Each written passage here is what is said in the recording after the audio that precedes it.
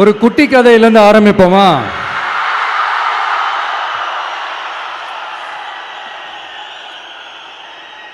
ஒரு பெரிய ஊர், ஒரு 4 ரோடு ஜாயிண்ட் ஆகிற மாதிரி ஒரு ஜங்ஷன், ஒரு பிஸியான ஏரியா, ஆள் நடமாட்டம் அதிகமாக இருக்கக்கூடிய ஒரு ஏரியா. அங்கே சென்டரில் ஒரு முரட்டு ஜல்லிக்கட்டு காலை ஒன்று நின்றுட்டு இருக்குது.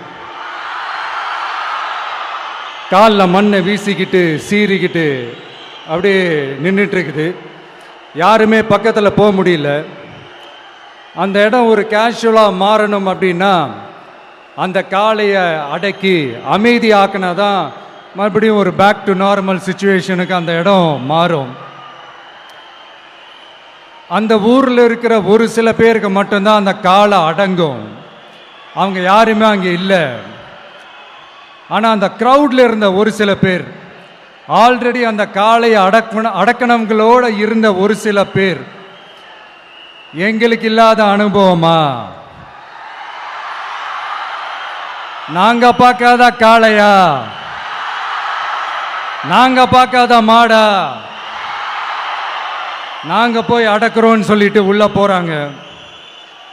ஒருத்தராலையும் அந்த காளையை தொடக்கூட முடியல. எல்லாரையும் அடிச்சு வீசி தூக்கி போட்டுருச்சு. இப்ப என்னடா பண்றது அப்படின்னு பார்க்கும்போது அந்த கூட்டத்தை விலக்கிட்டு ஒரு சின்ன பையன் ஒரு என்ட்ரி ஒன்று கொடுக்குறான்.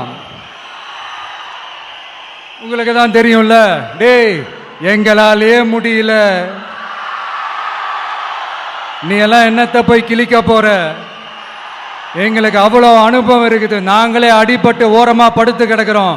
இவன் விளையாட்டுத்தனமா ஏதோ பண்ணிட்டு கிடக்கிறான், பாவம் அந்த காலை கிட்ட போய் அடிபட்டு சாவ போறான். பச்சா பையன், அந்த பையன், இந்த பையன், அண்டர் எஸ்டிமேட் பண்றது, ஏளனமா பேசுறது, இப்படி ஒரு பக்கம்.